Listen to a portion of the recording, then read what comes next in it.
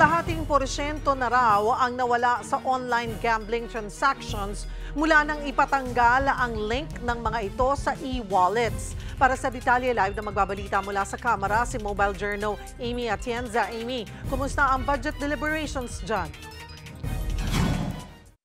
Cheryl, sumalang na nga sa budget briefing ng House Committee on Appropriations ng Philippine Amusement and Gaming Corporation o PAGCOR. Tinanong sila ng mga kongresista kung ano nga ba ang aksyon nila patungkol sa online gambling. Gustong malinawan ni Akbayan Party List Representative Chel Jokno kay PAGCOR Chairman Alejandro Tenco kung mayroon bang koordinasyon ang ahensya sa Bangko Sentral ng Pilipinas. Kaugnay ito ng pagkontrol sa mga online gambling transactions at ang pagtatanggal ng link ng digital wallet sa online gambling sites.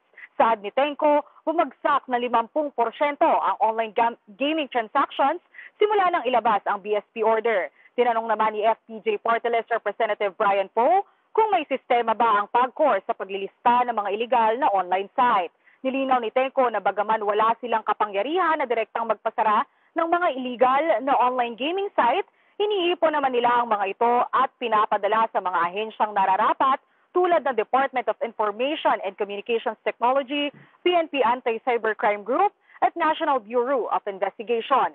40% lang daw ang legal na online gambling sa bansa, 60% o 12,000 ang illegal gambling sites at 8,000 daw mano rito ang na-down. Binahagi rin ng PAGCOR ang flagship projects nila para sa susunod na taon sa gitna ng tuloy-tuloy na usapin tungkol sa privatization ng PAGCOR. Kabilang dito ang mga panibagong school buildings, social civic centers, e-learning centers at community wellness centers. Noong January to June 2025 kasi, umabot sa 59.05 billion pesos ang total income ng PAGCOR. 38.1 billion pesos dyan ang naibigay para sa nation building ng bansa. Kasama sa mga aktibidad ang relief operations for calamity victims at patient transport vehicle donations. Hanggang ngayon, malaki pa rin ang nagiging debate ungkol sa pag-privatize ng PAGCOR. Makatututok daw kasi ang organisasyon sa regulation ng gaming industry, pero malaki ang magiging kabawasan nito sa public revenue.